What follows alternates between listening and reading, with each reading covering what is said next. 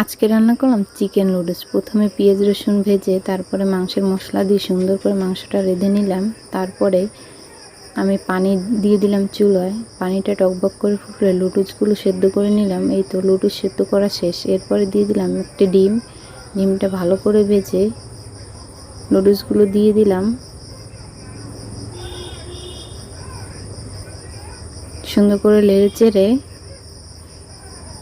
এবার মাংসগুলো ঢেলে দেব।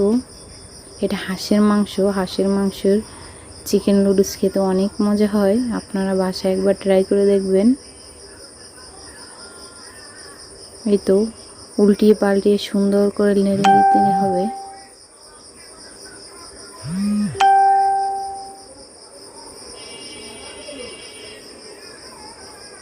তো আলহামদুলিল্লাহ আমার নুডলস রান্না শেষ।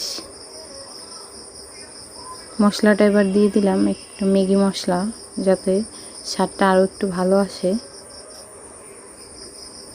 এখনও যারা আমার চ্যানেলটা সাবস্ক্রাইব করেনি প্লিজ সাবস্ক্রাইব করেন।